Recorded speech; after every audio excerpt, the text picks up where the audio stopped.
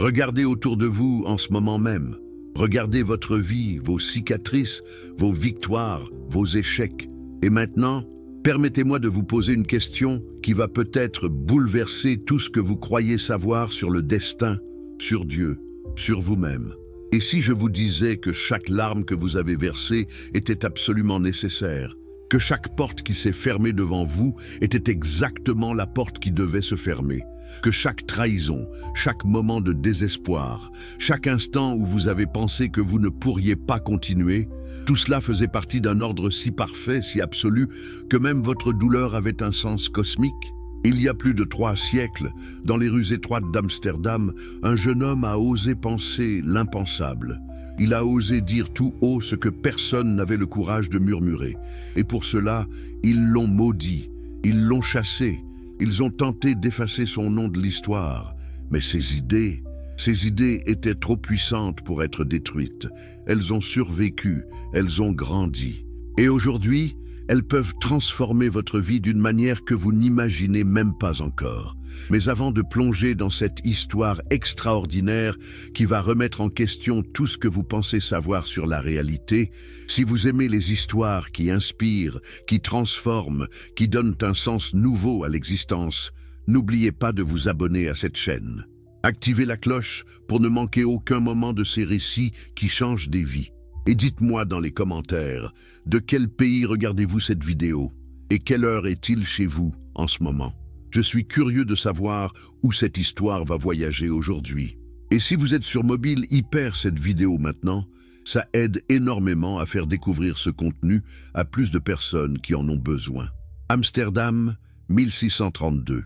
La ville bourdonne d'une énergie particulière. C'est l'âge d'or des Pays-Bas. Et la capitale hollandaise est devenue le carrefour du monde connu. Des navires arrivent chaque jour chargés d'épices des Indes, de soie de Chine, de trésors du Nouveau Monde. Les marchands s'enrichissent à une vitesse jamais vue dans l'histoire. Les artistes comme Rembrandt peignent la gloire d'une nation qui vient de s'arracher à la domination espagnole après 80 ans de guerre sanglante. Dans ce contexte d'effervescence, dans le quartier juif portugais, un enfant voit le jour. Son nom, Baruch Spinoza. Mais personne à ce moment-là ne pouvait imaginer que ce petit garçon allait devenir l'un des penseurs les plus dangereux, les plus controversés et finalement les plus influents de toute l'histoire de la philosophie occidentale. La communauté juive portugaise d'Amsterdam était unique en son genre. Ces familles avaient fui l'Inquisition espagnole et portugaise où pendant des générations, ils avaient été forcés de se convertir au christianisme ou de mourir. Beaucoup avaient vécu comme des chrétiens en apparence, tout en pratiquant secrètement leur judaïsme. Ces crypto-juifs, ces maranes comme on les appelait, portaient en eux une expérience particulière. Ils connaissaient intimement 2 religions. Ils avaient vu de l'intérieur comment les dogmes religieux pouvaient être utilisés comme instruments de pouvoir et de terreur. Quand enfin ils arrivèrent à Amsterdam, où la tolérance religieuse était relativement plus grande, ils purent ouvertement pratiquer leur foi ancestrale. Mais imaginez le choc. Des générations entières avaient grandi sans vraiment connaître les traditions juives authentiques. Ils devaient tout réapprendre. La communauté devint donc extrêmement stricte, presque obsessionnellement orthodoxe, pour compenser ces années de pratiques secrètes et fragmentées. Le père de Baruch, Michael de Spinoza, était un marchand prospère, respecté dans la communauté. Il attendait de son fils qu'il suive les traces familiales, qu'il devienne un leader communautaire, peut-être même un rabbin. Le jeune Baruch excellait dans ses études religieuses. Il apprenait l'hébreu, étudiait la Torah, le Talmud, les commentaires des grands rabbins. Il avait un esprit brillant, acéré comme une lame, capable de saisir les subtilités les plus complexes des textes sacrés. Mais quelque chose se passait dans cet esprit remarquable, quelque chose que personne ne pouvait voir de l'extérieur. À mesure que Baruch plongeait plus profondément dans les textes, à mesure qu'il posait des questions, cherchait des réponses, une inquiétude grandissait. Les contradictions dans les Écritures, les anthropomorphismes dans la description de Dieu, les miracles qui semblaient violer les lois naturelles, les commandements qui semblaient arbitraires. Tout cela commençait à former un tableau troublant dans son esprit. Et puis il découvrit autre chose. Amsterdam n'était pas seulement un centre de commerce, c'était aussi un centre intellectuel. Des idées nouvelles circulaient. Des livres interdits ailleurs trouvaient leur chemin dans cette ville relativement tolérante. Descartes avait récemment publié ses travaux révolutionnaires sur la méthode et la métaphysique. Les sciences naturelles progressaient à pas de géant. La révolution scientifique était en marche, avec Galilée qui avait osé regarder les cieux avec un télescope et découvrir que l'univers n'était pas exactement comme les autorités religieuses l'avaient décrit. Le jeune Spinoza, avide de connaissances, dévora tout ce qu'il pouvait trouver. Il apprit le latin pour accéder aux textes philosophiques et scientifiques. Il étudia les stoïciens, les épicuriens, les sceptiques. Il lut Machiavel et sa vision sans illusion du pouvoir politique. Il absorba les nouvelles mathématiques, la nouvelle physique, la nouvelle astronomie, et lentement, inexorablement, sa vision du monde changeait. Imaginez ce conflit intérieur. D'un côté, toute sa vie, son identité, son appartenance à une communauté qui avait survécu à des siècles de persécution. De l'autre, une soif insatiable de vérité qui le poussait vers des conclusions qui contredisaient tout ce qu'on lui avait enseigné. Que feriez-vous à sa place?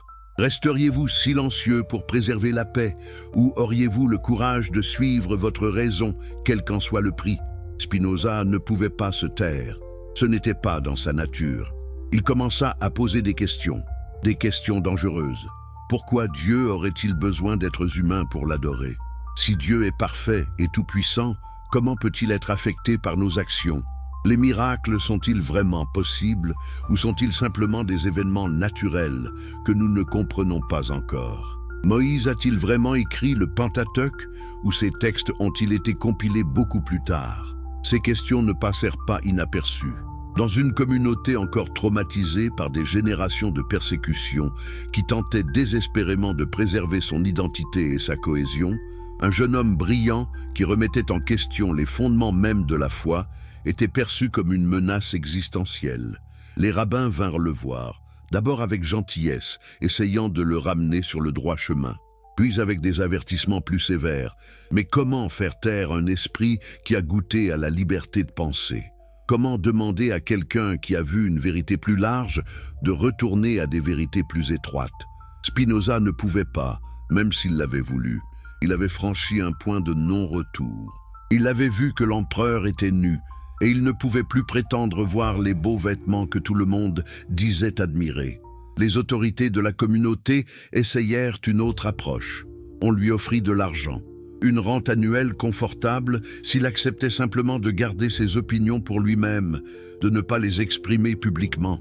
Imaginez la tentation. Il aurait pu vivre confortablement, poursuivre ses études en privé, maintenir la façade. Mais Spinoza refusa. Pour lui, l'intégrité intellectuelle n'était pas à vendre. La vérité ne pouvait pas être trahie pour de l'argent ou du confort. Il y eut même, selon certains récits, une tentative d'assassinat. Un fanatique aurait essayé de le poignarder à la sortie de la synagogue.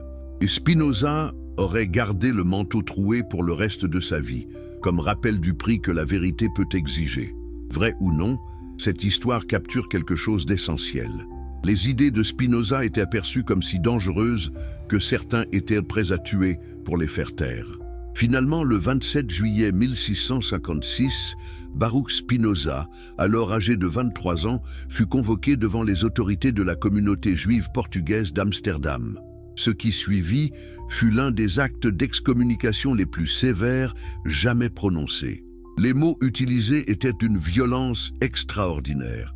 Ils le maudirent de jour et de nuit, en dormant et en veillant, en entrant et en sortant. Ils déclarèrent que personne ne devait communiquer avec lui, oralement ou par écrit, ni lui faire aucune faveur, ni rester sous le même toit que lui, ni s'approcher de lui à moins de 4 coudées, ni lire aucun de ses écrits. Essayez d'imaginer ce moment. Un jeune homme de 23 ans, coupé de tout ce qu'il a connu. Sa famille doit le renier. Ses amis ne peuvent plus lui parler. Toute sa communauté, son réseau social, son identité même, tout cela arraché en un instant. Pour beaucoup, ce serait la fin. une destruction totale qui les briserait complètement. Mais quelque chose d'extraordinaire se produisit. Au lieu d'être brisé, Spinoza fut libéré. Libéré de devoir se conformer, libéré des attentes et des traditions qui étouffaient sa pensée.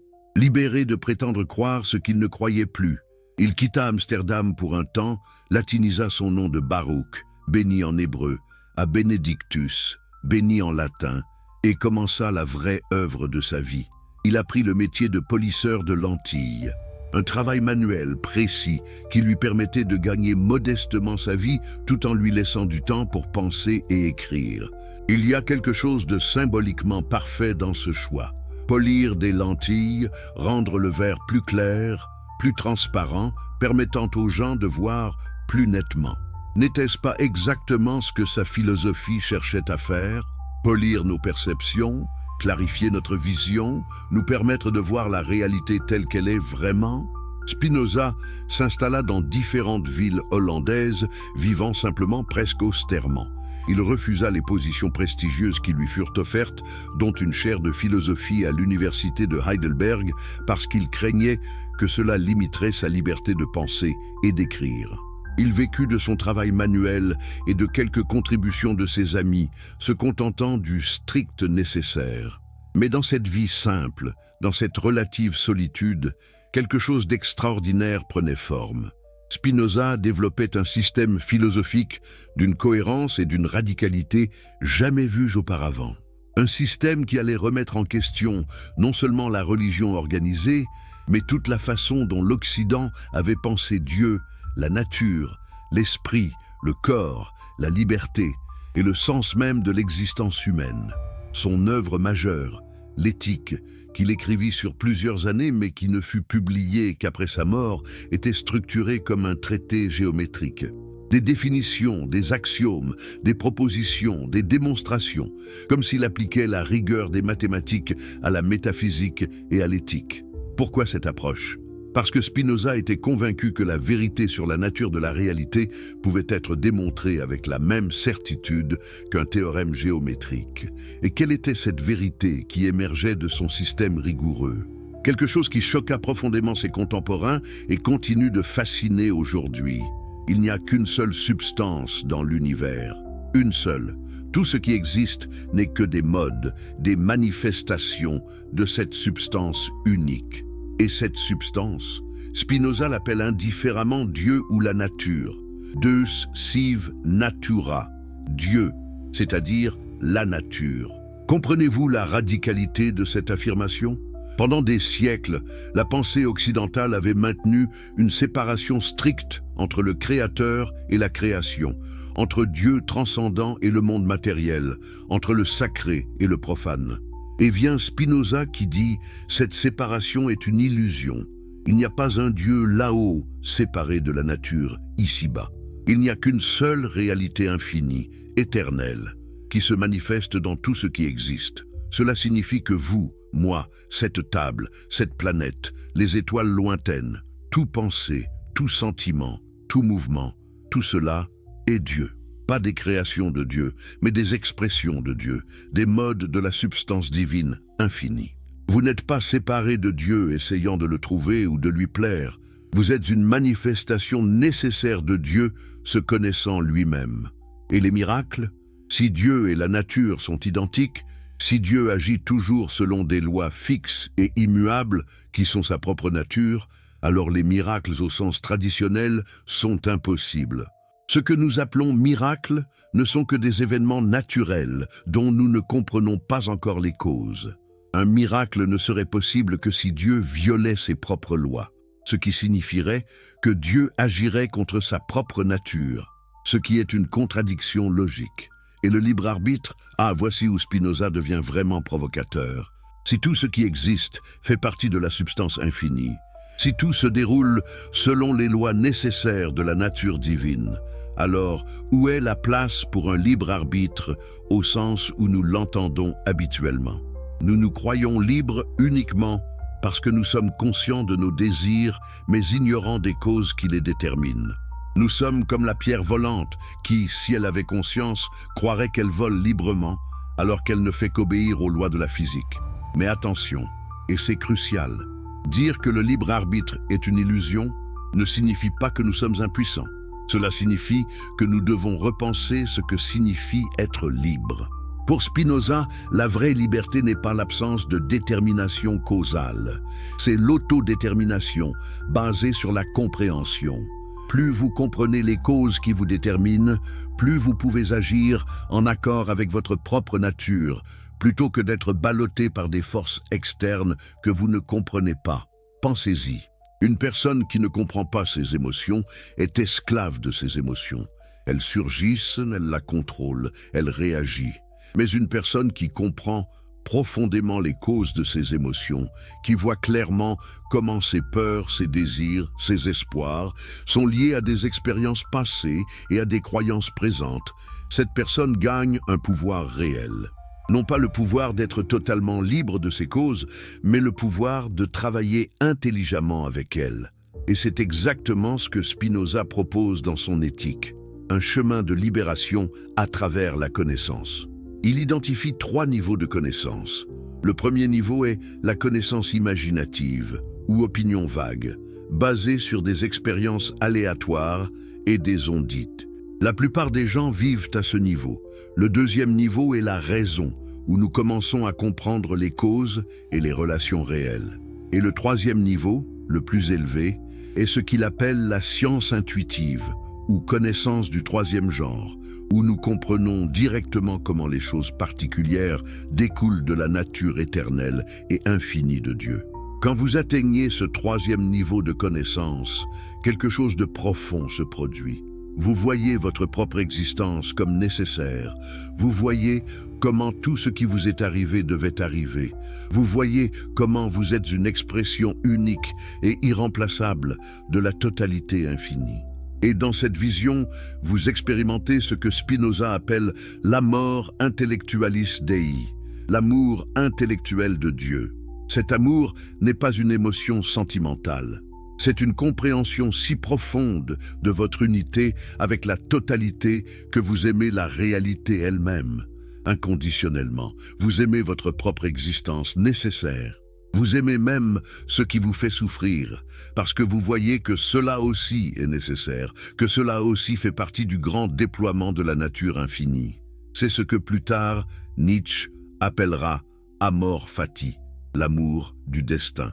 Mais revenons à l'histoire. Pendant que Spinoza développait ses idées révolutionnaires dans la solitude relative de ses différentes résidences hollandaises, le monde autour de lui bouillonnait. Les Pays-Bas étaient officiellement une république, mais déchirée par des tensions entre les républicains qui soutenaient les États provinciaux et les orangistes qui soutenaient la Maison d'Orange. Il y avait aussi des tensions religieuses constantes entre calvinistes stricts et ceux qui favorisaient plus de tolérance. Spinoza se retrouva impliqué dans ces débats malgré lui. Il était ami avec John de Witt, le grand pensionnaire qui dirigeait la République. De Witt représentait la faction républicaine et tolérante. Quand Spinoza publia son traité théologico-politique en 1670, anonymement, c'était en partie pour défendre la liberté de penser et la séparation de la théologie et de la philosophie, des positions alignées avec celles de Witt. Le traité était explosif. Spinoza y appliquait une méthode critique rigoureuse aux Écritures, les traitant comme des textes historiques à analyser rationnellement plutôt que comme des révélations divines à accepter aveuglément. Il suggérait que Moïse n'avait probablement pas écrit le Pentateuque, que les prophètes n'avaient pas de connaissance spéciale de Dieu, mais simplement des imaginations vives, que les miracles étaient impossibles, que la vraie religion n'était pas dans les rituels, mais dans la justice et la charité. La réaction fut immédiate et violente. Le livre fut dénoncé depuis presque toutes les chaires. Il fut officiellement interdit. On l'appelait le livre le plus dangereux jamais écrit. Spinoza devint l'athée le plus célèbre d'Europe, bien qu'il insistât toujours qu'il n'était pas athée, mais plutôt que ses accusateurs avaient une conception trop limitée et anthropomorphique de Dieu. Puis, en 1672, le désastre, l'année terrible, comme les Hollandais l'appellent. La France de Louis XIV envahit les Pays-Bas. Les armées avancèrent rapidement. Panique dans tout le pays. Et dans cette panique, les orangistes accusèrent les républicains d'avoir affaibli le pays par leur politique tolérante. Une foule en colère assassina Jean de Witt et son frère Cornelis dans les rues de La Haye, les mutilant horriblement. Spinoza, en apprenant la nouvelle du meurtre de son ami et protecteur, fut si bouleversé qu'il voulut aller sur les lieux du crime avec une pancarte disant « Ultimi barbarorum », les pires des barbares. Ses hôtes durent physiquement le retenir pour l'empêcher de sortir, sachant qu'il aurait été tué, lui aussi, par la foule enragée. Après ces événements, Spinoza devint encore plus prudent. Il continuait à travailler sur son éthique, son opus magnum, mais décida de ne pas le publier de son vivant. Trop dangereux. Le climat politique et religieux était devenu trop hostile. Il préférait la survie de ses idées à sa propre gloire. Il continua à vivre simplement, polissant ses lentilles, recevant occasionnellement des visiteurs qui venaient de loin pour discuter avec le philosophe le plus controversé d'Europe. Leibniz lui-même vint lui rendre visite, bien qu'il niera plus tard cette rencontre, craignant d'être associé aux idées dangereuses de Spinoza. Et puis, en 1677, à l'âge de seulement 44 ans, Baruch Spinoza mourut. Probablement de tuberculose, aggravé par les années passées à inhaler la poussière de verre de son métier de polisseur de lentilles. Il mourut entouré de quelques amis fidèles dans une petite chambre à La Haye. Ses derniers moments furent calmes, sereins. Il avait vécu selon ses principes jusqu'à la fin. Immédiatement après sa mort, ses amis rassemblèrent tous ses manuscrits et les publièrent. L'éthique, enfin, vit le jour, ainsi que sa grammaire hébraïque inachevée, sa correspondance et d'autres textes. Les autorités réagirent rapidement. Les livres furent interdits. Posséder les œuvres de Spinoza devint dangereux. Pendant plus d'un siècle, Spinoza fut le philosophe maudit, celui qu'on ne pouvait pas citer publiquement sans risquer sa réputation. Mais ses idées, comme des graines plantées profondément, attendaient le bon moment pour germer. Au XVIIIe siècle, les philosophes des Lumières commencèrent secrètement à s'inspirer de lui, même s'ils ne l'admettaient pas ouvertement. Au XIXe siècle, avec le romantisme allemand, Spinoza fut redécouvert. Goethe le vénérait. Hegel construisit son système en partie en dialogue avec Spinoza. Les romantiques aimaient son panthéisme, sa vision d'une nature infinie et vivante. Et au XXe siècle, Spinoza est devenu reconnu comme l'un des penseurs les plus importants de toute l'histoire occidentale. Einstein disait croire au Dieu de Spinoza. Les neuroscientifiques modernes trouvent dans ses théories sur l'esprit et le corps des anticipations étonnantes de découvertes contemporaines. Les écologistes trouvent dans son panthéisme une base philosophique pour le respect de la nature. Mais qu'est-ce que tout cela signifie pour vous, maintenant, aujourd'hui? Pourquoi l'histoire de cet homme excommunié il y a presque 400 ans devrait-elle vous importer? Parce que les questions qu'il a posées, les réponses qu'il a proposées, touchent au cœur même de ce que signifie être humain. Vivez-vous en guerre constante avec la réalité? Passez-vous votre temps à souhaiter que les choses soient différentes de ce qu'elles sont? À regretter le passé? À vous angoisser pour le futur? Spinoza offre une alternative radicale. Accepter que tout ce qui arrive arrive nécessairement et trouver la paix dans cette nécessité. Cela ne signifie pas résignation passive. Cela signifie comprendre que ce qui est arrivé devait arriver étant donné toutes les causes qui l'ont produit.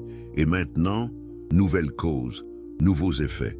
Vous pouvez agir, vous devez agir, mais à partir d'un lieu de compréhension plutôt que de résistance aveugle. Souffrez-vous de culpabilité et de honte pour des choix passés? Spinoza dirait « Étant donné tout ce que vous étiez à ce moment, toute votre connaissance et ignorance, tous vos désirs et peurs, vous ne pouviez pas agir différemment. Ce n'est pas une excuse pour ne pas apprendre et changer, mais c'est une libération de la torture inutile de l'autoblâme. Craignez-vous la mort? Spinoza offre une perspective unique. Dans la mesure où vous comprenez votre participation à la totalité éternelle, dans cette mesure, vous êtes éternel. Non pas que votre personnalité survive, mais que ce que vous êtes essentiellement, Votre être même ne peut jamais être détruit car il fait partie de la substance infinie. Et peut-être plus importante encore, vous sentez-vous séparé, isolé, coupé du reste de l'existence. Spinoza vous rappelle que cette séparation est une illusion. Vous êtes tissé dans le tissu même de la réalité. Vous êtes la nature se connaissant elle-même. Vous êtes Dieu ou la nature, s'exprimant à travers cette forme particulière que vous appelez « moi ». Cette histoire d'un jeune homme qui a eu le courage de penser par lui-même, qui a été prêt à sacrifier appartenance et sécurité pour l'intégrité intellectuelle, qui a vécu et mort selon ses principes, cette histoire nous rappelle quelque chose d'essentiel. La vérité a sa propre force. Elle peut être supprimée temporairement, mais elle ne peut pas être détruite. Et aujourd'hui, alors que nous faisons face à nos propres crises, nos propres questions existentielles, nos propres recherches de sens, peut-être avons-nous plus que jamais besoin de la sagesse de Spinoza. Sa vision d'une réalité interconnectée résonne avec nos découvertes écologiques. Sa compréhension que l'esprit et le corps sont une seule chose résonne avec les neurosciences modernes.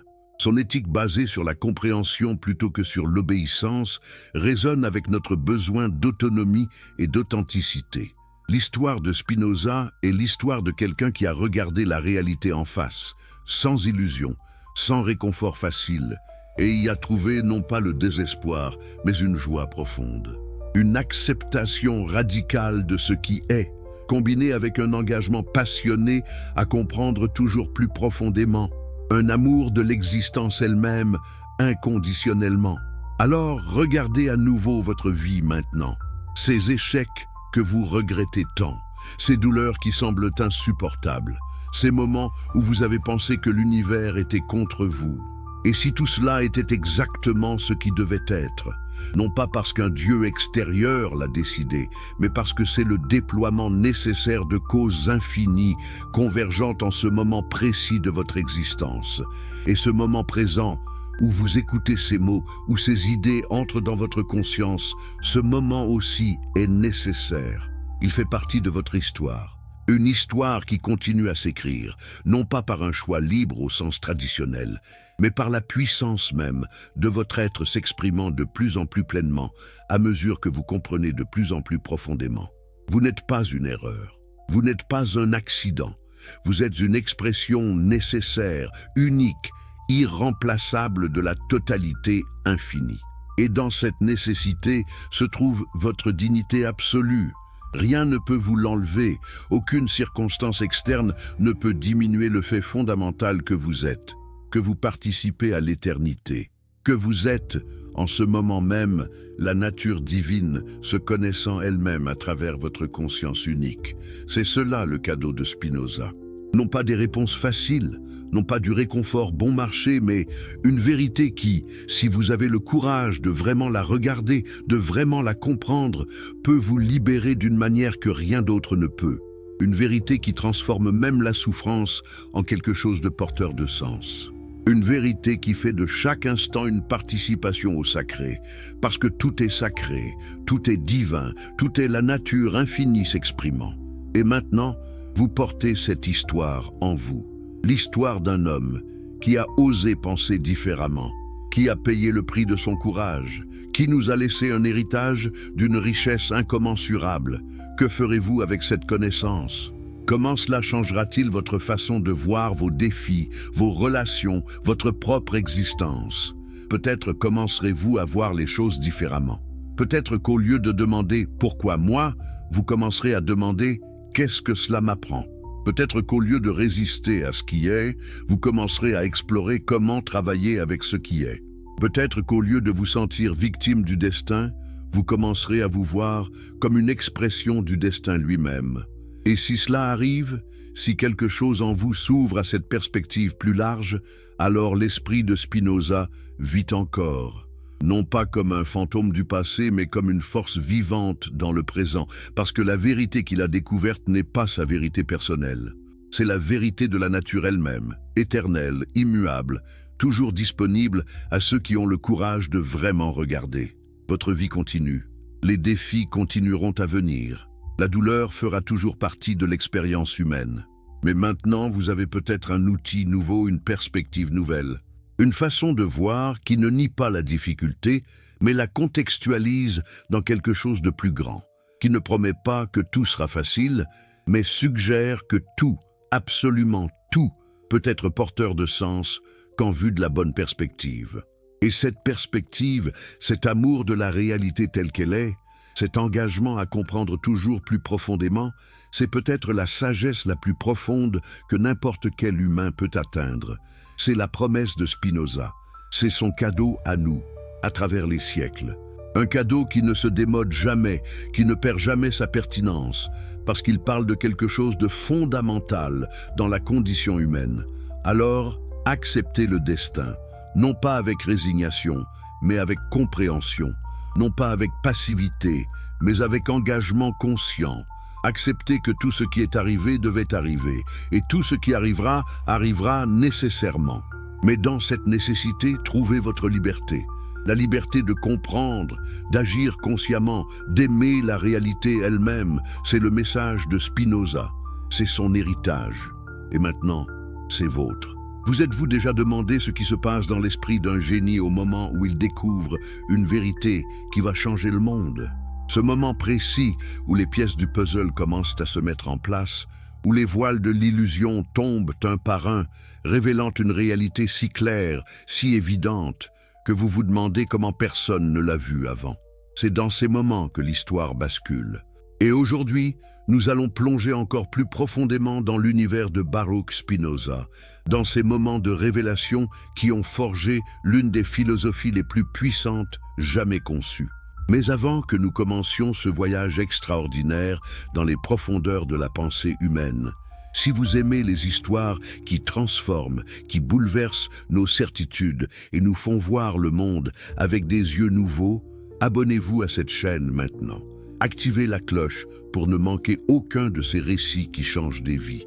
Et dites-moi dans les commentaires, de quel pays nous rejoignez-vous aujourd'hui? Quelle heure est-il chez vous en ce moment même? J'adore savoir jusqu'où ces histoires voyagent, combien de cœurs et d'esprits elles touchent à travers le monde. Et si vous regardez sur votre téléphone portable, hyper cette vidéo maintenant, ça aide vraiment à faire découvrir ce contenu à plus de personnes qui en ont besoin. Alors, plongeons ensemble dans les années qui ont suivi l'excommunication de Spinoza. Imaginez-le, ce jeune homme de 23 ans, marchant dans les rues d'Amsterdam pour la dernière fois en tant que membre de sa communauté. Chaque visage familier qui détourne les yeux, chaque porte qui se ferme, chaque ami qui traverse la rue pour l'éviter. Comment auriez-vous réagi? Auriez-vous supplié pour être réadmis? Auriez-vous renoncé à vos convictions pour retrouver votre place? Mais Spinoza n'était pas fait de cette étoffe. Il y avait en lui quelque chose d'inébranlable, une intégrité si profonde qu'elle ne pouvait pas être compromise, même pour le confort de l'appartenance. Il quitta Amsterdam, d'abord pour le petit village de Rijnsburg, près de Leyde. Un endroit tranquille, loin du tumulte de la grande ville, où il pouvait enfin penser librement, écrire sans crainte, développer les idées qui brûlaient en lui depuis si longtemps. C'est à Rijnsburg que Spinoza commença vraiment à écrire. Il logeait chez un ami dans une petite chambre simple. Chaque matin, il se réveillait tôt, polissait quelques lentilles pour gagner de quoi vivre, puis consacrait le reste de sa journée à la philosophie. Pouvez-vous imaginer cette discipline, cette dévotion totale à la recherche de la vérité? Pendant que d'autres cherchaient la richesse, la gloire, le pouvoir, Spinoza cherchait quelque chose de bien plus précieux, la compréhension. Et il commença à attirer l'attention. Pas de la foule, pas des masses, mais d'un petit cercle de penseurs qui avaient entendu parler de ce jeune philosophe radical. Des lettres arrivaient de toute l'Europe, des questions profondes, des objections réfléchies, des demandes d'éclaircissement. Et Spinoza répondait à chacune avec soin, avec patience, utilisant ces échanges pour affiner sa propre pensée. Une de ces correspondances était particulièrement fascinante. Un jeune homme nommé Boxel, un ami respecté, commença à débattre avec Spinoza sur l'existence des fantômes et des esprits. Boxel était convaincu que les fantômes existaient. Il citait des témoignages, des histoires, des traditions anciennes. Et comment Spinoza répondit-il? Avec une logique implacable mais respectueuse. Si les fantômes existent, demandait Spinoza, sont-ils matériels ou immatériels? S'ils sont matériels, ils font partie de la nature et sont soumis à ses lois, donc ce ne sont pas vraiment des esprits au sens surnaturel. S'ils sont immatériels, comment peuvent-ils interagir avec le monde matériel? Comment peuvent-ils apparaître, parler, toucher des objets? L'immatériel et le matériel sont deux catégories totalement différentes qui ne peuvent pas interagir directement. Cette correspondance révèle quelque chose d'essentiel sur la méthode de Spinoza. Il ne rejetait pas les croyances des gens avec mépris. Il les examinait logiquement, méthodiquement, montrant où elles menaient à des contradictions. Et derrière chaque argument, il y avait toujours le même principe. La nature fonctionne selon des lois fixes et immuables. Il n'y a pas de place pour le caprice, pour le surnaturel, pour les exceptions miraculeuses. Mais pourquoi cette insistance sur les lois naturelles? Pourquoi était-ce si important pour Spinoza? Parce qu'il voyait que c'était la clé de tout. Si la nature suit des lois fixes, alors tout est prévisible en principe. Tout a une cause. Rien n'arrive par hasard. Et cela signifie que l'univers n'est pas un lieu chaotique, arbitraire, où un Dieu capricieux dispense bénédictions et malédictions selon son humeur. C'est un ordre parfait, une harmonie absolue, où chaque chose découle nécessairement de ce qui l'a précédé. Pensez à ce que cela signifie pour votre vie. Combien de fois avez-vous pensé « ce n'est pas juste » ? Combien de fois avez-vous regardé quelqu'un de mauvais prospérer et quelqu'un de bon souffrir et demandé « où est la justice divine ?» Spinoza vous dirait « vous posez la mauvaise question ». Il n'y a pas de juge cosmique distribuant récompenses et punitions. Il y a simplement la nature suivant son cours. Cela semble cruel, peut-être au premier abord, mais regardez plus profondément. Si vos souffrances ne sont pas des punitions pour vos péchés, alors vous n'avez pas à les porter avec culpabilité. Si vos succès ne sont pas des récompenses divines, alors vous n'avez pas à craindre qu'ils vous soient retirés par caprice. Vous êtes simplement une partie de la nature, suivant les lois de votre propre être. Et dans cette compréhension, il y a une paix profonde. À Regensburg, Spinoza travaillait sur son premier grand ouvrage, le court traité sur Dieu, l'homme et la santé de son âme. C'était un brouillon de ce qui deviendrait plus tard l'éthique. Dans ce texte, il commençait à exposer systématiquement ses idées révolutionnaires. Dieu n'est pas un être personnel, mais la substance infinie. Les modes de la pensée et les modes de l'étendue sont deux attributs de cette même substance. L'esprit humain n'est pas une âme immortelle séparée du corps, mais simplement l'idée du corps. Cette dernière idée était particulièrement radicale. Pendant des siècles, la pensée occidentale avait maintenu une séparation stricte entre l'âme immortelle et le corps mortel. L'âme était vue comme emprisonnée dans le corps, aspirant à s'en libérer. Et vient Spinoza qui dit « Non, l'esprit et le corps ne sont pas deux choses séparées. Ils sont une seule et même chose, vus sous deux aspects différents. Imaginez un cercle. Vous pouvez le décrire géométriquement avec une équation mathématique, ou vous pouvez le tracer physiquement sur un papier. L'équation et le dessin sont-ils deux choses séparées? Non, ils sont deux façons de représenter la même réalité sous-jacente. De même, votre esprit et votre corps ne sont pas deux entités séparées qui interagissent mystérieusement. Ils sont deux façons dont vous, en tant que mode de la substance infinie, vous manifestez. Qu'est-ce que cela change concrètement? Énormément. Cela signifie que vous ne pouvez pas maîtriser votre corps par pure volonté mentale. Votre esprit et votre corps sont déjà parfaitement coordonnés parce qu'ils sont la même chose. Cela signifie que prendre soin de votre corps n'est pas quelque chose de bas ou de matérialiste, c'est prendre soin de vous-même dans votre totalité. Cela signifie que vos pensées ne sont pas plus nobles ou supérieures à vos sensations physiques. Elles sont simplement différents aspects de votre être unique. Et cela avait des implications pour la santé mentale aussi. Spinoza voyait clairement ce que la médecine moderne a mis des siècles à redécouvrir, que l'esprit et le corps s'influencent mutuellement parce qu'ils sont une seule chose. Une émotion n'est pas juste dans votre esprit, elle est aussi dans votre corps. La dépression n'est pas juste une faiblesse mentale, c'est un état de tout votre être. La joie n'est pas juste un sentiment, c'est une augmentation de votre puissance d'agir qui se manifeste à la fois mentalement et physiquement. Pendant son séjour à Rijnsburg, Spinoza reçut aussi la visite de Henry Oldenburg, secrétaire de la Royal Society de Londres. Oldenburg était impressionné par l'esprit brillant de ce jeune philosophe et commença une correspondance qui durerait des années. Dans leurs lettres, ils débattaient des questions les plus profondes. La nature de Dieu, les fondements de l'éthique, la méthode scientifique, les limites de la connaissance humaine. Mais il y avait toujours un danger. Les idées de Spinoza étaient trop radicales, trop dangereuses pour l'époque. Même ses amis les plus proches l'avertissaient d'être prudent. « Ne publie pas trop ouvertement », disait-il. « Ne signe pas de ton nom. » Les autorités religieuses, tant calvinistes que catholiques, cherchent toute excuse pour censurer et punir les hérétiques. Et l'athéisme, même soupçonné, était un crime capital dans de nombreuses juridictions. Spinoza était donc constamment sur le fil du rasoir, essayant d'équilibrer son engagement envers la vérité avec la nécessité pratique de survivre. Il publiait anonymement. Il choisissait soigneusement ses mots. Il utilisait parfois le langage traditionnel de la théologie même en le vidant de son sens traditionnel. Quand il parlait de Dieu, les lecteurs superficiels pouvaient penser qu'il parlait du Dieu traditionnel.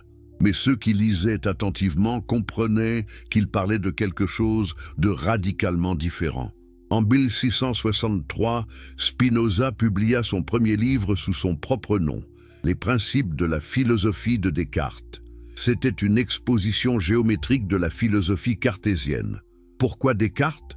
Parce que Descartes était respecté et s'associer à lui donnait à Spinoza une certaine légitimité. Mais même dans ce livre, où il exposait simplement les idées d'un autre, Spinoza laissait transparaître ses propres vues dans les notes et les appendices. Descartes avait proposé un dualisme strict.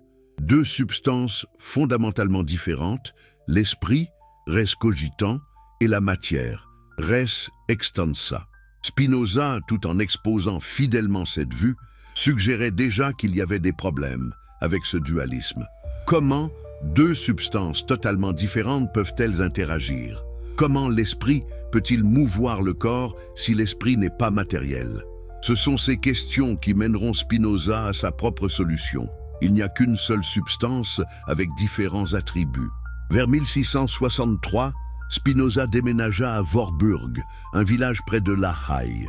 Il était maintenant plus proche du centre politique des Pays-Bas, plus proche de ses amis et protecteurs, dont Jan de Witt, le grand pensionnaire. C'était une période relativement stable politiquement et Spinoza pouvait se concentrer sur son travail. C'est à cette époque qu'il commença à travailler sérieusement sur ce qui deviendrait le traité théologico-politique. Pourquoi ce livre ? Parce que Spinoza voyait clairement que la principale source d'oppression et de conflits dans le monde était l'utilisation de la religion comme instrument de pouvoir politique. Les théologiens prétendaient avoir une connaissance spéciale de Dieu et utilisaient cette prétendue connaissance pour contrôler les gens, pour justifier des guerres, pour étouffer la liberté de penser. Spinoza voulait démontrer deux choses fondamentales. Premièrement, que la théologie et la philosophie sont deux domaines complètement séparés qui ne devraient pas interférer l'un avec l'autre. La théologie concerne l'obéissance et la piété pratique. La philosophie concerne la vérité et la compréhension. Confondre les deux, c'est corrompre les deux. Deuxièmement, que la vraie piété n'a rien à voir avec les dogmes théologiques ou les rituels élaborés. Elle concerne simplement la justice et la charité envers son prochain. Pour prouver cela, Spinoza entreprit quelque chose d'extraordinairement audacieux, une analyse critique et historique de la Bible. Il appliqua au texte sacré la même méthode rationnelle qu'on appliquerait à n'importe quel autre texte ancien. Il examina les contradictions internes. Il analysa le style et le vocabulaire pour déterminer qui avait vraiment écrit quoi et quand. Il compara différentes versions. Il chercha les contextes historiques. Et qu'est-ce qu'il découvrit? Que Moïse n'avait probablement pas écrit le Pentateuque. puisque ces livres décrivent des événements survenus après sa mort. Que les prophètes n'étaient pas des philosophes ou des théologiens, mais simplement des gens avec une imagination vive qui exprimaient des vérités morales simples dans un langage imagé adapté à leur audience. Que les miracles décrits dans la Bible étaient soit des événements naturels mal compris, soit des embellissements littéraires, parce que les vrais miracles, des violations des lois naturelles, sont logiquement impossibles. Pouvez-vous imaginer le choc que ces conclusions ont causé? Dans un monde où la Bible était considérée comme littéralement la parole de Dieu, infaillible dans chaque détail, vient quelqu'un qui la traite comme un document historique faillible, produit par des humains dans des contextes culturels spécifiques. C'était de la dynamite intellectuelle, mais Spinoza n'attaquait pas la Bible pour le plaisir de détruire. Il cherchait à la libérer de ses utilisations oppressives. Il argumentait que le vrai message de la Bible, dépouillé de tous les ajouts théologiques et des interprétations autoritaires, était simple et beau. Aimez Dieu, c'est-à-dire vivez vertueusement et aimez votre prochain. Tout le reste, tous les rituels complexes, toutes les croyances dogmatiques, toutes les hiérarchies sacerdotales, tout cela était addition humaine. Et cela menait à sa conclusion politique radicale. L'État doit garantir la liberté de pensée et d'expression. Pourquoi? Parce que forcer les gens à croire ou à dire certaines choses ne change pas vraiment ce qu'ils pensent. Cela crée seulement de l'hypocrisie et du ressentiment. Parce que la diversité d'opinions mène à la découverte de la vérité à travers le débat. Parce que tant que les gens obéissent aux lois justes de l'État, leurs croyances privées ne devraient concerner personne d'autre. Ces idées sont si familières aujourd'hui dans les démocraties libérales qu'on oublie à quel point elles étaient révolutionnaires au XVIIe siècle. Spinoza était en train de poser les fondements philosophiques de la séparation de l'Église et de l'État, de la liberté de conscience, de la liberté d'expression. Des principes pour lesquels des gens se battent encore aujourd'hui dans de nombreuses parties du monde. Le traité théologico-politique fut publié en 1670 anonymement avec une fausse adresse d'éditeur. Malgré ses précautions, tout le monde savait ou devinait rapidement qui l'avait écrit. La réaction fut explosive. Des dizaines de réfutations furent publiées. Les prêcheurs dénoncèrent le livre depuis leur chair. Les autorités l'interdirent officiellement. On disait que c'était un livre forgé en enfer par un juif renégat et le diable, et publié avec la connaissance de Monsieur Jean de Witt. Cette dernière partie était significative.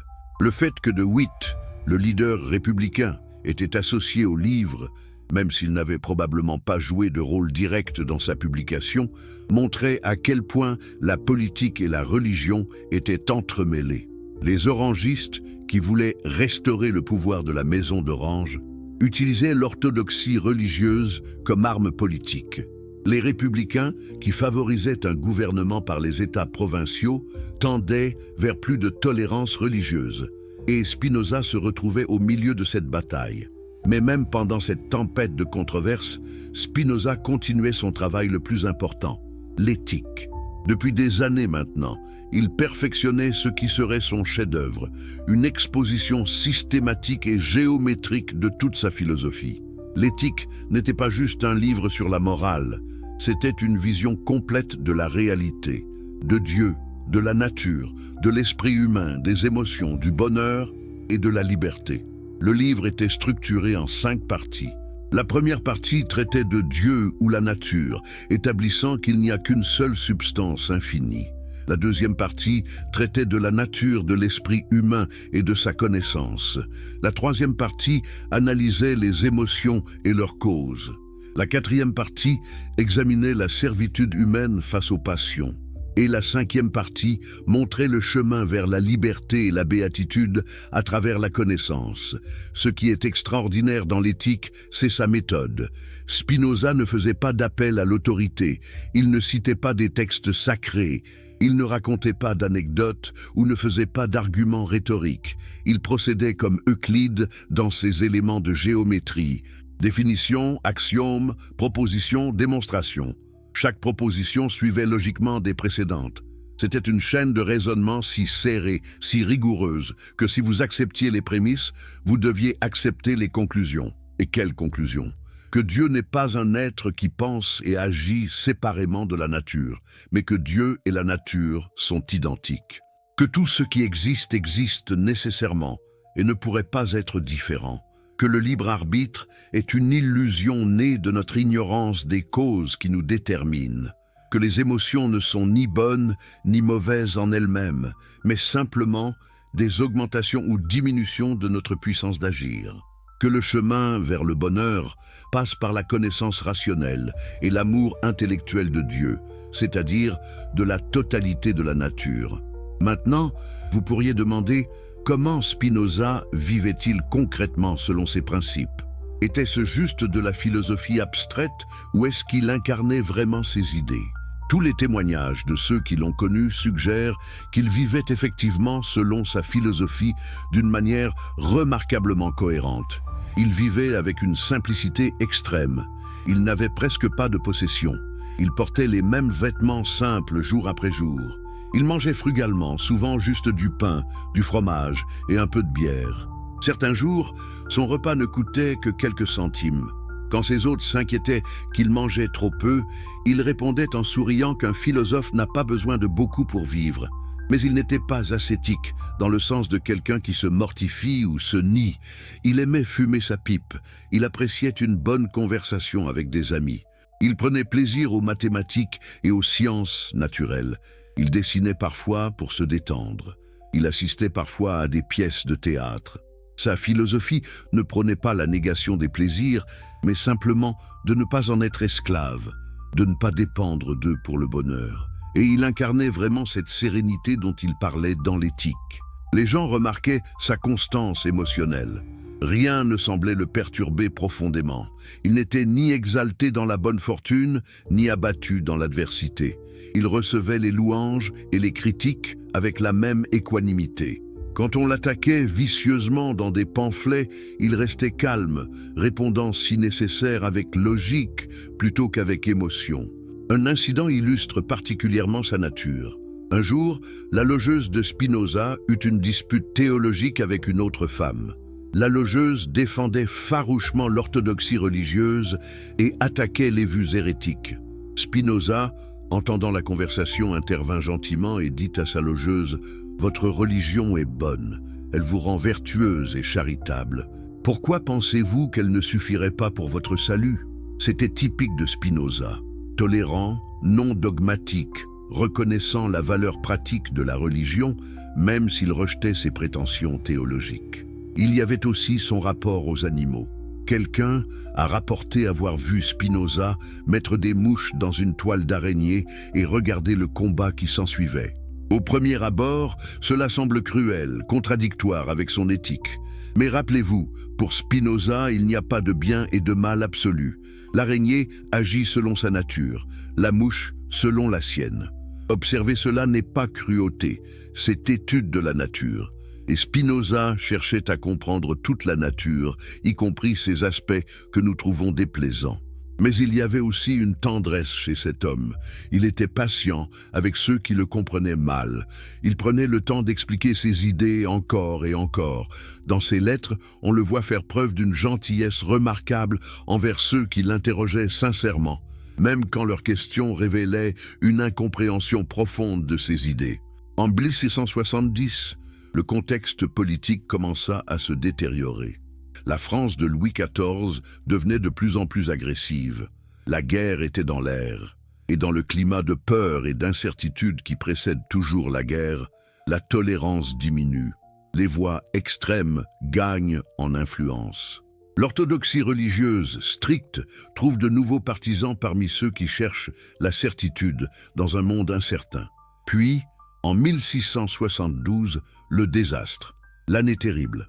La France, accompagnée de l'Angleterre et de 2 évêchés allemands, envahit les Pays-Bas.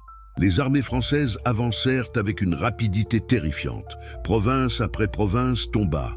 Amsterdam elle-même semblait menacée. La panique s'empara de la nation. Dans cette crise, les orangistes lancèrent leur coup. Ils accusèrent les dirigeants républicains, notamment Jan de Witt et son frère Cornelis, d'avoir affaibli le pays par leur politique tolérante et pacifiste. Une campagne de propagande vicieuse les présenta comme traîtres. Des rumeurs circulèrent, des accusations furent portées. Le 20 août 1672, une foule se rassembla à La Haye, où les frères de Witt étaient détenus. La situation dégénéra rapidement. La foule envahit la prison, traîna les deux frères dehors et les massacra sauvagement. Ils furent battus, poignardés, tirés, leurs corps mutilés. Certains dans la foule prirent des morceaux de leur corps comme souvenir. C'était un lynchage d'une brutalité choquante, même pour cette époque violente. Quand Spinoza apprit la nouvelle du meurtre de son ami et protecteur, il fut bouleversé d'une manière qu'on l'avait rarement vue. Il voulait immédiatement aller sur les lieux du crime et placarder une affiche disant « Ultimi barbarorum », les pires des barbares. Ses hôtes durent physiquement le retenir, lui barrer la porte, sachant qu'il serait tué par la foule s'il osait montrer son visage. Cet incident révèle quelque chose de profond. Spinoza n'était pas le stoïque froid que certains imaginent. Il ressentait profondément, l'injustice le révoltait, la cruauté le choquait. Mais sa philosophie lui donnait un cadre pour traiter ses émotions sans être submergé par elles. Il pouvait ressentir la colère sans être contrôlé par elle. Il pouvait reconnaître que la foule agissait selon des causes naturelles, poussée par la peur et manipulée par des démagogues, tout en trouvant leurs actions horribles. Après cette tragédie, la position de Spinoza devint plus précaire. Avec de Witt mort et les orangistes au pouvoir, avec un climat d'intolérance religieuse croissante, Spinoza comprit que publier son éthique serait dangereux. Il avait passé des années à perfectionner ce texte. C'était son legs, l'expression complète de sa vision philosophique. Mais le publier maintenant pourrait signifier non seulement sa propre mort, mais aussi la suppression de ses idées. Alors il prit une décision difficile. Il ne publierait pas l'éthique de son vivant, il la garderait, la perfectionnerait encore, et ferait confiance à ses amis pour la publier après sa mort. C'était un sacrifice extraordinaire pour quelqu'un qui avait consacré sa vie à la recherche et à la diffusion de la vérité. Mais c'était aussi un calcul pragmatique. Mieux valait survivre en silence que mourir en martyr et voir son œuvre détruite. Les dernières années de Spinoza furent marquées par une détérioration progressive de sa santé. Le travail de polissage de lentilles, qu'il pratiquait depuis plus de 15 ans, avait des conséquences. Respirer constamment la poussière de verre endommageait ses poumons. Il développa probablement une silicose, peut-être compliquée par la tuberculose. Il toussait de plus en plus. Il respirait avec difficulté. Il savait que son temps était compté. Mais même dans ces circonstances, il continuait. Il correspondait avec des philosophes et scientifiques de toute l'Europe. Il recevait des visiteurs qui venaient de loin pour le rencontrer. Leibniz, qui deviendrait lui-même un des grands philosophes de l'époque, vint le voir en 1676. Ils discutèrent pendant des heures de métaphysique, de mathématiques, de la nature de Dieu. Plus tard, Leibniz niera cette rencontre, embarrassé d'être associé au philosophe le plus hérétique d'Europe. Spinoza travaillait aussi sur un autre projet, le traité politique, qui devait exposer sa vision d'une organisation politique idéale. Il n'eut jamais le temps de le terminer. Le manuscrit s'arrête au milieu d'une phrase, comme un témoignage poignant d'une vie interrompue trop tôt. Le dimanche 21 février 1677, Spinoza était dans sa chambre à La Haye, hébergé par une famille nommée Van der Speyk. Sa logeuse et son mari étaient à l'église. Seul un médecin ami était avec lui. Spinoza savait que c'était la fin. Il avait passé les jours précédents à mettre ses affaires en ordre, à s'assurer que ses manuscrits seraient en sécurité, à dire adieu à ses amis. Comment mourut-il? Paisiblement, selon tous les témoignages. Il n'y eut pas de conversion sur son lit de mort, pas de recantation de ses idées, pas de peur panique. Il partit comme il avait vécu, sereinement, acceptant que ce moment aussi était nécessaire, que lui aussi faisait partie du grand cycle de la nature. Il avait 44 ans. Immédiatement après sa mort, ses amis entrèrent en action. Ils rassemblèrent tous ses manuscrits. Ils organisèrent rapidement leur publication. En décembre 1667, moins d'un an après sa mort, les Opera Postuma, œuvres posthumes, parurent, contenant l'éthique, le traité politique inachevé, le traité de la réforme de l'entendement et sa correspondance. Ils furent publiés en latin et simultanément en traduction néerlandaise. La réaction fut immédiate et féroce. Les autorités interdirent les livres. Posséder les œuvres de Spinoza devint dangereux. Des réfutations furent publiées par douzaines. Spinoza devint le philosophe athée par excellence, l'épouvantail utilisé pour effrayer les croyants. Spinozisme devint synonyme d'athéisme, de matérialisme, d'immoralité. Pendant plus d'un siècle, citer Spinoza positivement était un suicide intellectuel. Mais les idées ne peuvent pas être tuées aussi facilement. Même interdites, même dénoncées, les œuvres de Spinoza circulaient clandestinement. Les esprits curieux les trouvaient, les lisaient en secret, étaient transformés. Les philosophes des Lumières, même quand ils n'osaient pas le citer, étaient influencés par ses idées. La Bible criticisme qu'il avait inaugurée se développa. L'idée de liberté d'expression qu'il avait défendue se répandit. La vision d'un univers naturel gouverné par des lois fixes devint le fondement de la science moderne. Au XIXe siècle, Spinoza fut redécouvert. Goethe le lisait avec passion et le considérait comme un esprit frère. Hegel construisit son système philosophique en dialogue constant avec Spinoza. Les romantiques allemands adoraient son panthéisme, cette vision d'une nature vivante, infinie, divine. Spinoza cessa d'être l'athée maudit et devint le philosophe ivre de Dieu, comme Novalis l'appela. Et qu'en est-il aujourd'hui? Pourquoi Spinoza reste-t-il pertinent plus de 3 siècles après sa mort? Parce que les questions qu'il a posées, les problèmes qu'il a affrontés, sont toujours nos questions, nos problèmes. Comment vivre une vie bonne dans un univers qui ne semble pas se soucier de nous? Comment trouver la liberté dans un monde de causes et d'effets? Comment gérer nos émotions sans être submergés par elles? Comment construire une société juste quand les gens ont des croyances religieuses et philosophiques profondément différentes? Les neurosciences modernes découvrent que Spinoza avait raison sur tant de choses, que l'esprit et le corps sont profondément intégrés, non séparables, que ce que nous appelons libre arbitre est bien plus complexe et limité que nous aimons le penser, que les émotions sont essentielles à la cognition, pas des obstacles à la raison, que comprendre les causes de nos comportements nous donne plus de contrôle sur eux.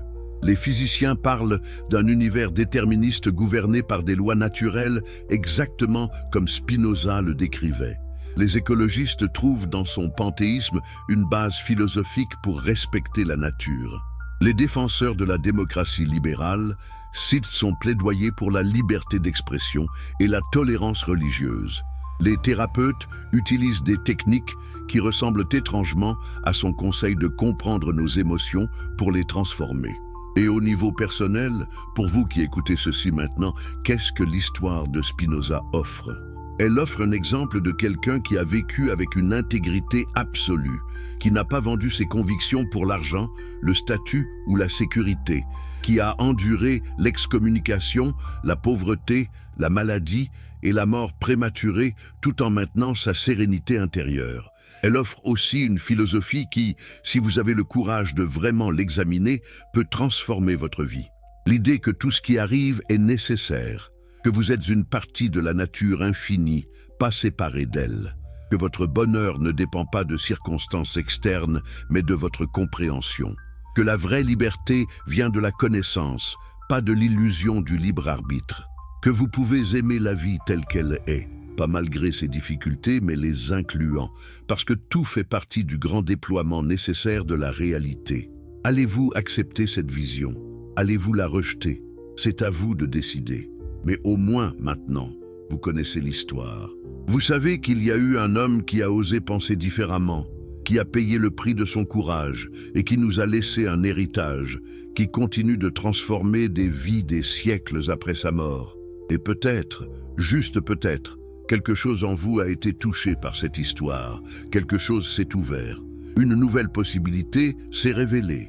Et si c'est le cas, alors Spinoza vit encore.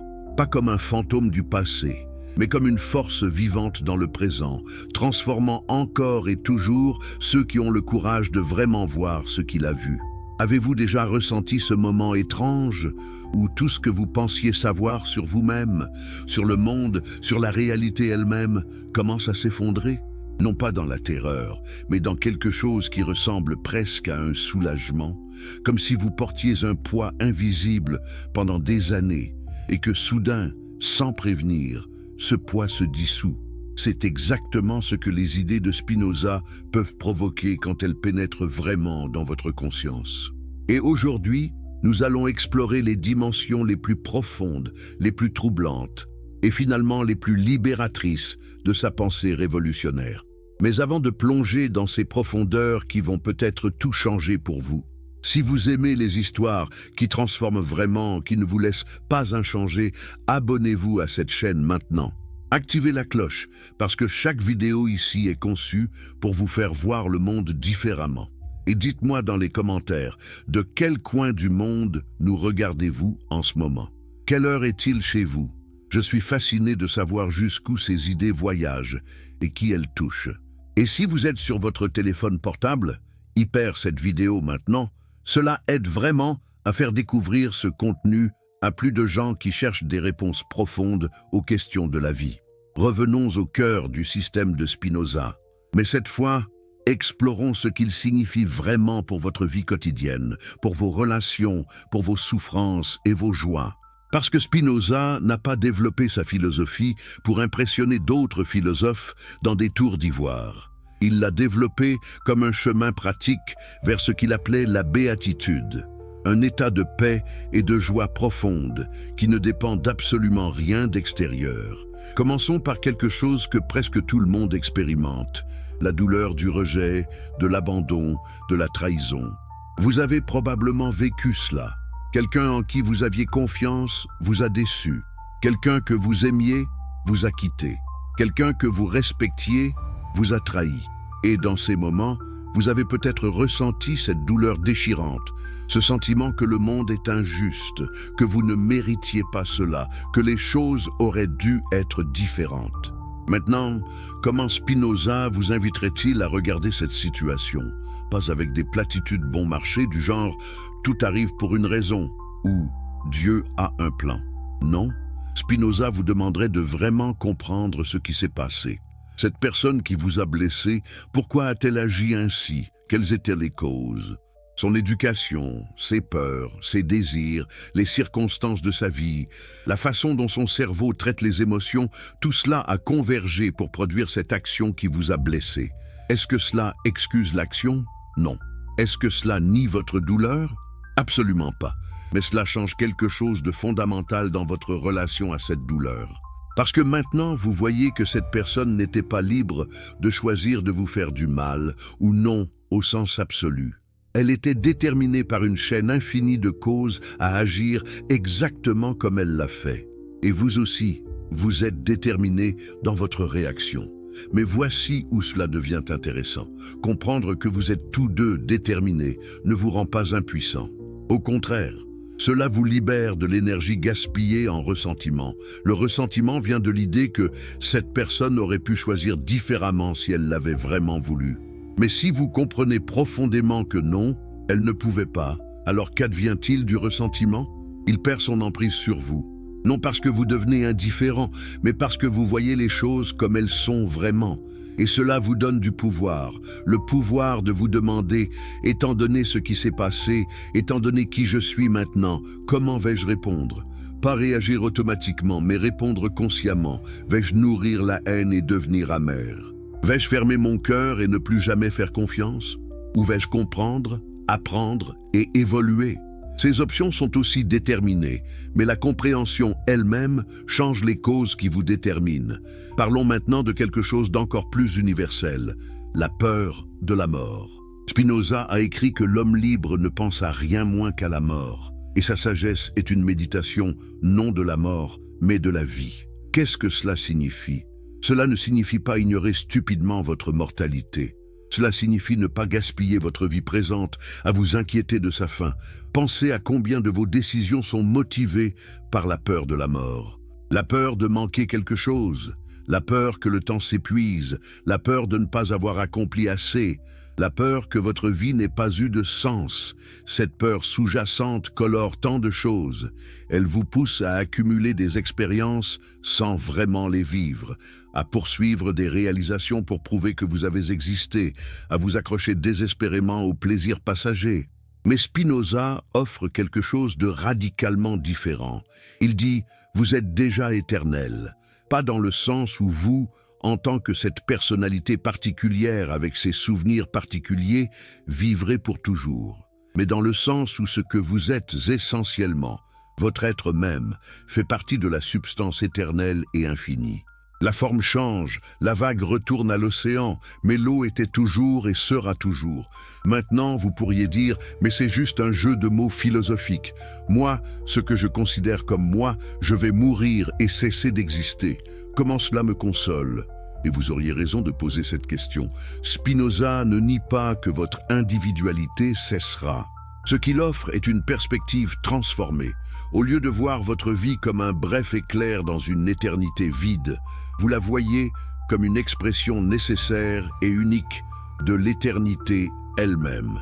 Imaginez si vous pouviez vraiment internaliser cela, vraiment sentir que votre existence maintenant est une manifestation de l'infini, que chaque respiration que vous prenez est l'univers respirant à travers vous, que chaque pensée est la nature se connaissant. Comment cela changerait-il votre relation à la mort? Vous cesseriez peut-être de la voir comme une annihilation et commenceriez à la voir comme une transformation, un retour à la source, aussi naturel et nécessaire que votre naissance l'était. Et si vous vivez avec cette perspective, quelque chose de remarquable se produit. Vous cessez de traiter chaque moment comme une ressource à exploiter frénétiquement avant qu'il ne soit trop tard. Vous commencez à habiter pleinement le présent, parce que ce présent n'est pas un simple pas vers un futur qui seul compte. Ce présent est lui-même une expression de l'éternité. Il est sacré non parce qu'un Dieu extérieur le bénit, mais parce qu'il est Dieu, il est la nature, il est la réalité infinie se manifestant maintenant.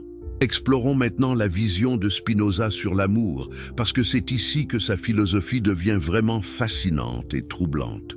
Pour Spinoza, l'amour est simplement la joie, accompagnée de l'idée d'une cause extérieure. Cela semble froid, n'est-ce pas? Réducteur, comme s'il enlevait toute la magie de l'amour en le réduisant à un mécanisme psychologique. Mais attendez, creusons plus profondément. Si l'amour est la joie accompagnée de l'idée d'une cause extérieure, alors qu'est-ce que cela nous dit? Cela nous dit que nous aimons ce qui augmente notre puissance d'exister et d'agir. Nous aimons ce qui nous rend plus vivants, plus capables, plus nous-mêmes. Et n'est-ce pas exactement ce que nous expérimentons dans l'amour authentique? Quand vous aimez vraiment quelqu'un, ne vous sentez-vous pas plus vivant en leur présence, plus capable, plus vous-même? Le problème, dit Spinoza, c'est que nous confondons souvent l'amour avec l'attachement possessif. Nous croyons aimer quelqu'un, alors que nous sommes simplement dépendants de lui pour notre sentiment de valeur ou de sécurité. Et quand cette personne menace de partir ou change de manière que nous n'aimons pas, notre amour se transforme rapidement en haine ou en désespoir. Pourquoi? Parce que ce n'était pas vraiment de l'amour au sens de Spinoza. C'était une passion passive, une dépendance, une forme subtile de servitude.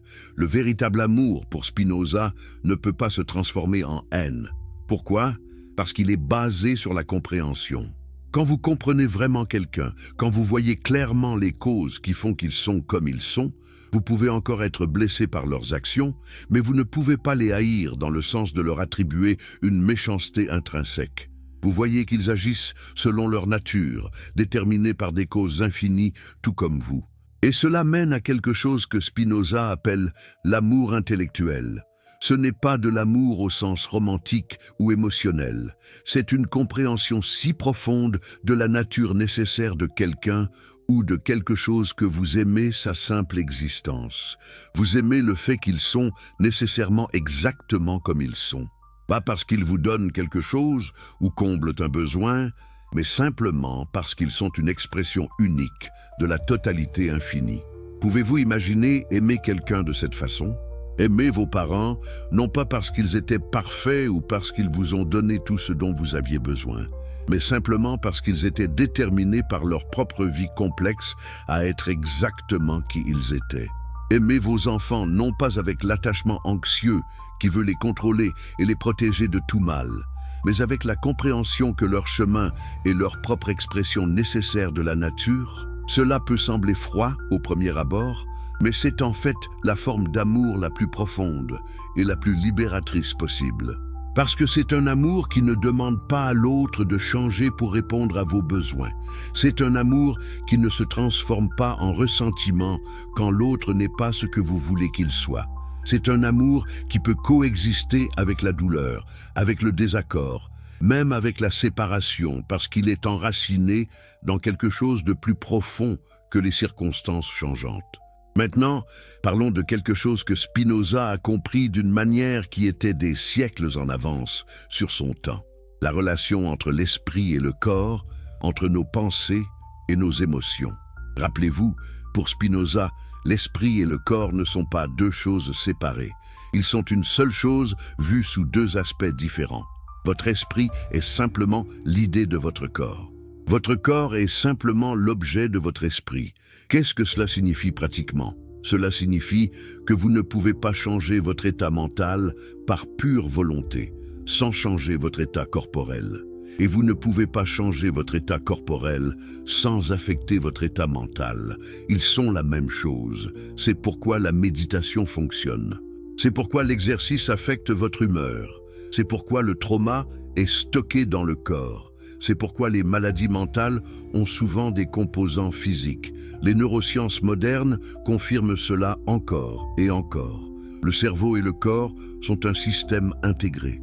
Les émotions ne sont pas juste dans votre tête, elles sont des états de tout votre organisme. Votre intestin produit plus de sérotonine que votre cerveau. Votre posture affecte votre état émotionnel. Votre respiration peut calmer ou exciter votre système nerveux. Spinoza savait tout cela intuitivement il y a 350 ans. Et il a tiré une conclusion pratique cruciale. Si vous voulez changer vos émotions destructrices, vous devez travailler avec tout votre être.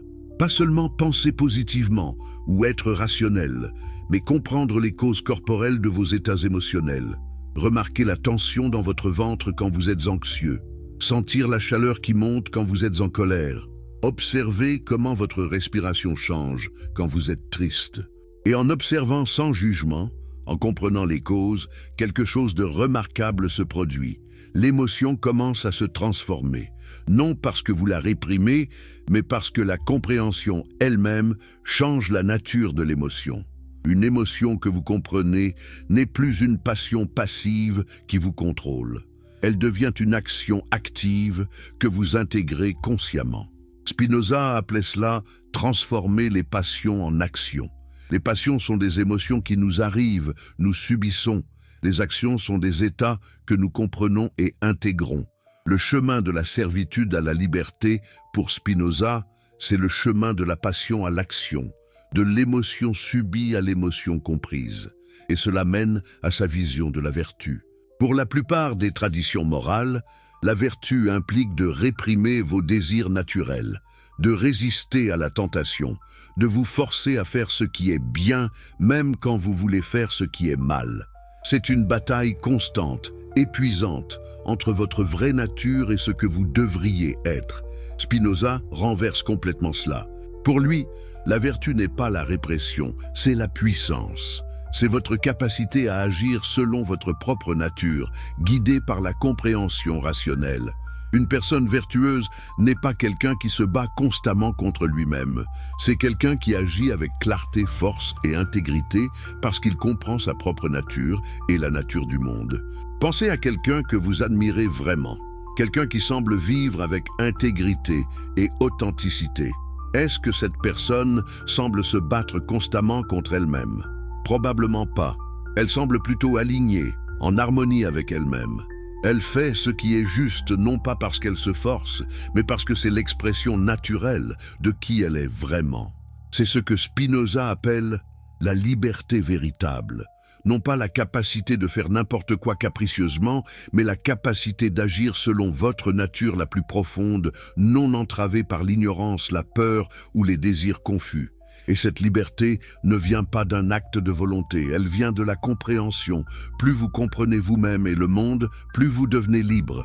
Maintenant, explorons quelque chose que Spinoza a écrit et qui choque encore beaucoup de gens, son analyse de la superstition et de la religion. Spinoza n'était pas un athée dans le sens moderne, il parlait constamment de Dieu.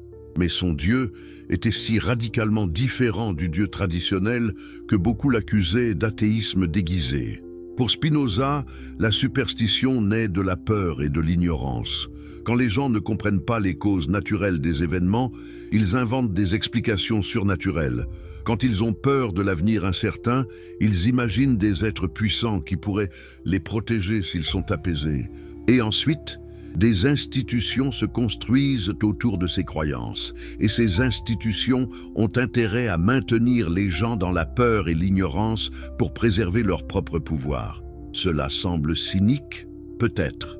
Mais regardez l'histoire. Combien de fois la religion a-t-elle été utilisée pour justifier l'oppression, la guerre, la persécution?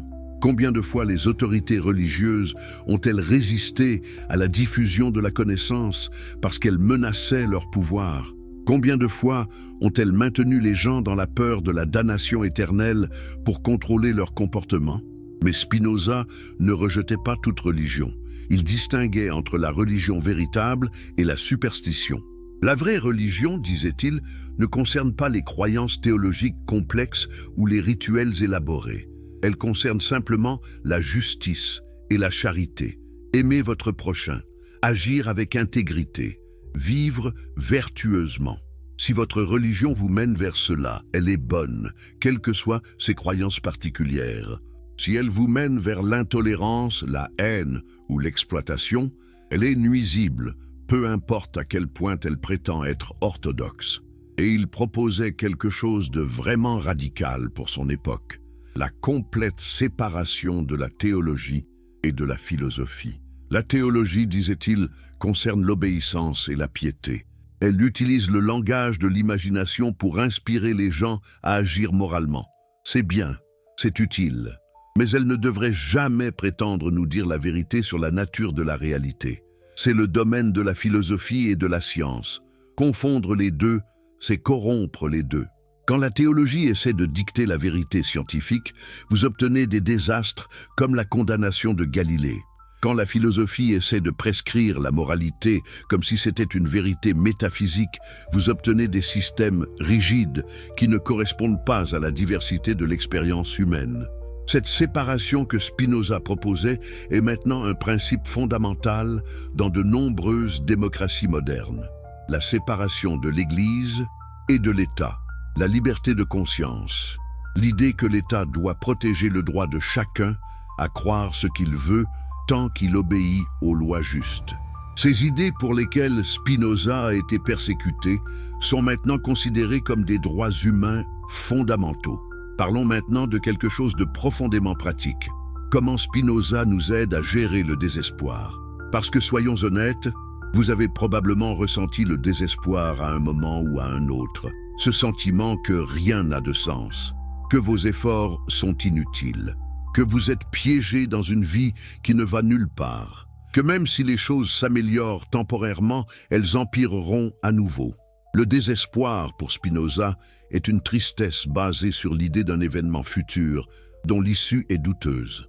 C'est l'anticipation de la perte, de l'échec, de la douleur. Et il naît fondamentalement de l'ignorance, de ne pas comprendre les vraies causes des choses et donc de ne pas voir les possibilités réelles.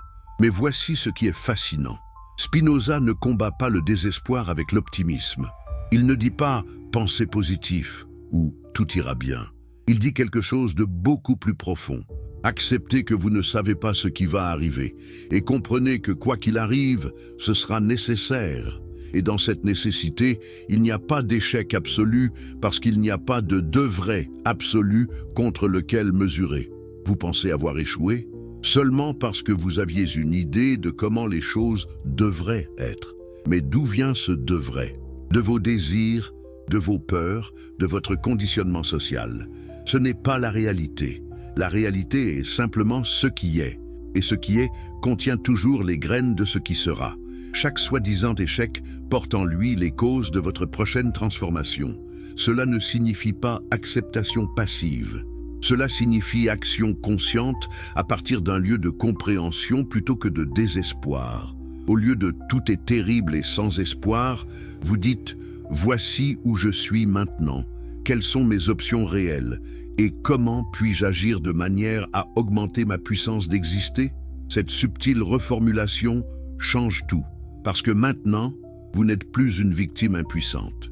Vous êtes un agent actif, travaillant avec les causes réelles pour produire des effets réels. Vous n'êtes plus en guerre avec la réalité, vous travaillez avec elle. Et Spinoza va encore plus loin avec ce qu'il appelle l'amor intellectualis Dei, l'amour intellectuel de Dieu. C'est peut-être le concept le plus mystérieux et le plus beau de toute sa philosophie. Qu'est-ce que c'est? C'est l'état mental qui émerge quand vous comprenez vraiment profondément que vous êtes une partie de la totalité infinie, que vous ne pouvez pas être séparé de Dieu, nature, que votre existence est nécessaire et éternelle dans son essence. Quand vous atteignez cette compréhension, dit Spinoza, vous expérimentez une joie qui ne dépend d'absolument rien d'extérieur. C'est la joie de simplement être, la joie de participer à l'infini, la joie de la conscience elle-même. Et cette joie est l'amour. Vous aimez la réalité totale, inconditionnellement, parce que vous voyez que vous en faites partie.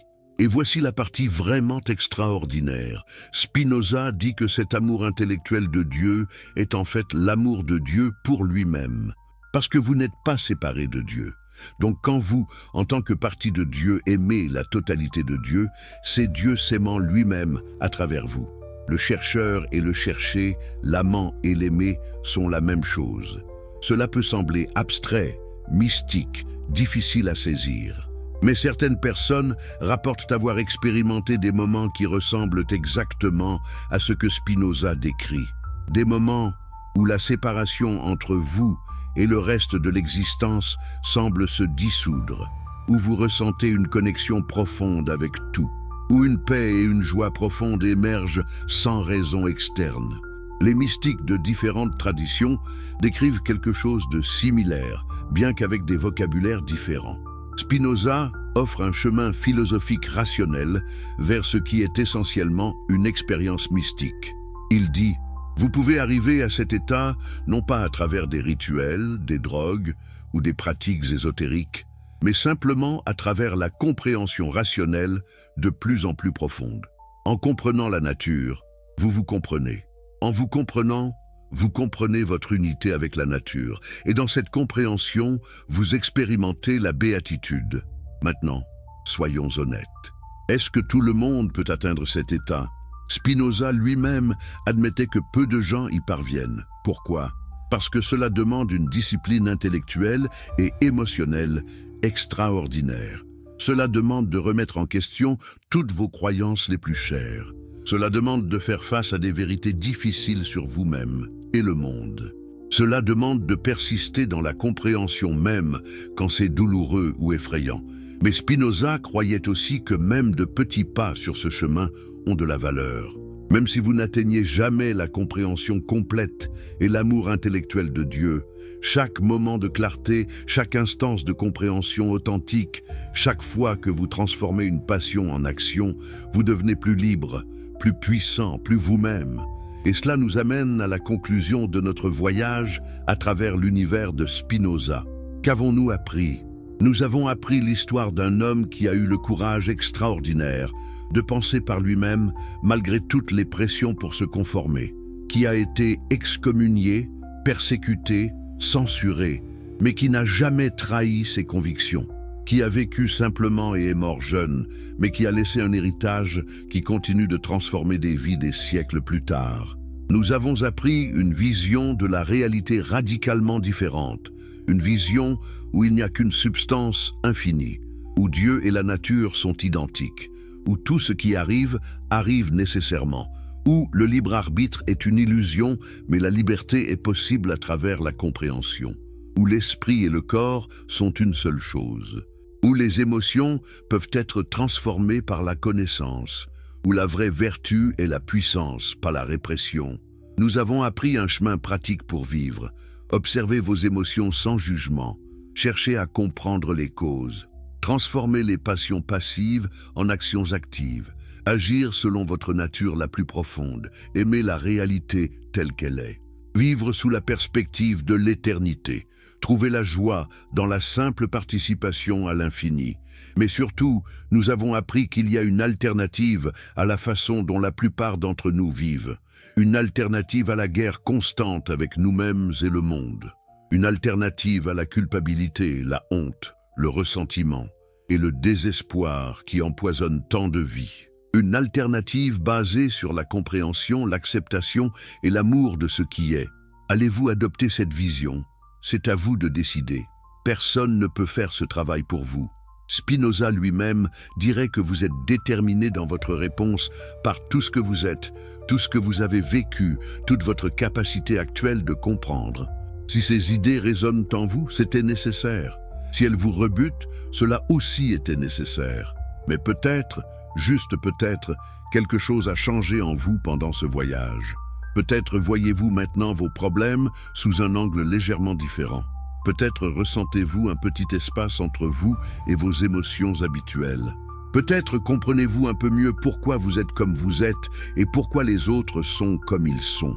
Peut-être avez-vous entrevu, ne serait-ce qu'un instant, cette perspective de l'éternité dont Spinoza parlait. Si c'est le cas, alors ce temps n'a pas été perdu, parce que chaque moment de compréhension authentique change qui vous êtes.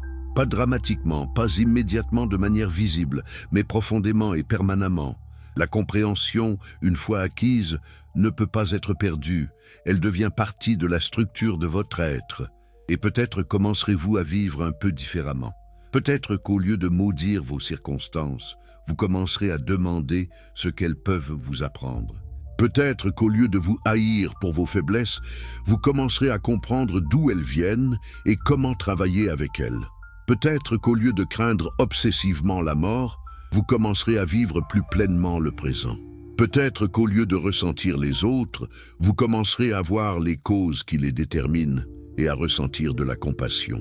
Ce ne sont pas des changements faciles, ce ne sont pas des transformations rapides. Spinoza lui-même a mis des années à développer sa compréhension et à vivre selon elle.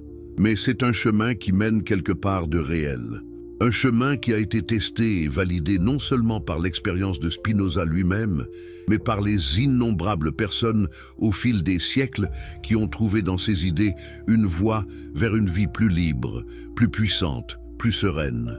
L'histoire de Spinoza est l'histoire de quelqu'un qui a regardé la réalité en face, sans illusion, sans consolation facile, et y a trouvé quelque chose de beau, quelque chose qui valait la peine de vivre pour. Quelque chose qui valait la peine de souffrir pour. Quelque chose qui valait la peine de mourir pour. Et ce quelque chose était simplement la vérité. La vérité sur la nature de l'existence. La vérité sur qui nous sommes vraiment.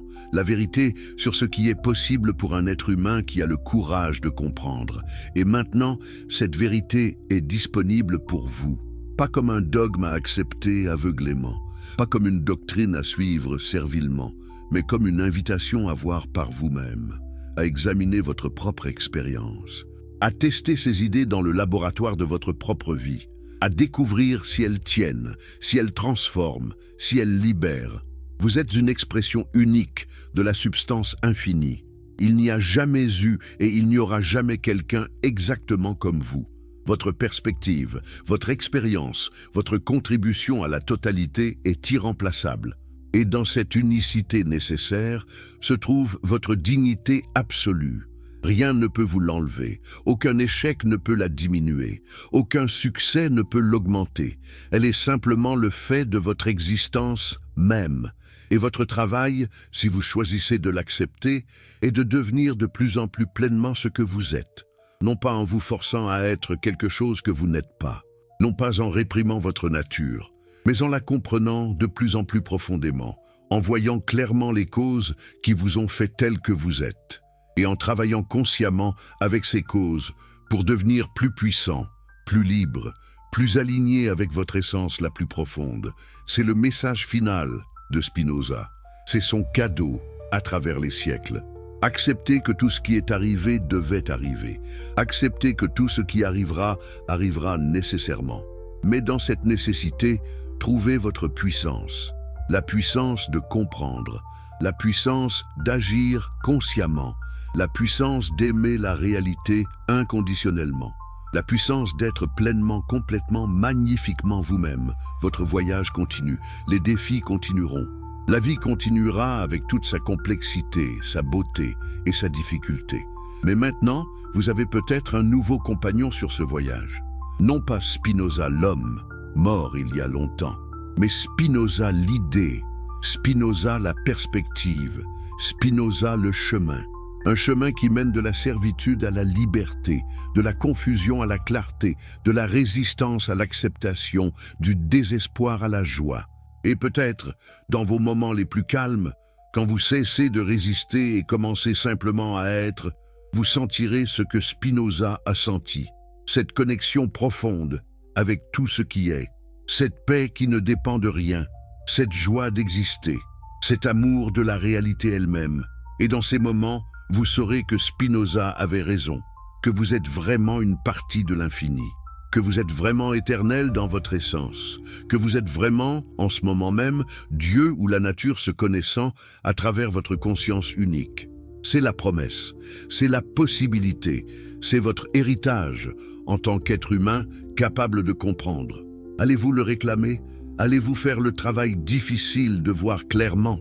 Allez-vous avoir le courage de lâcher vos illusions confortables et embrasser la vérité libératrice? C'est à vous. Cela a toujours été à vous, et cela sera toujours à vous, parce que vous êtes libre. Non pas libre de transcender la causalité, mais libre de comprendre, et dans cette compréhension, de devenir qui vous êtes vraiment destiné à être.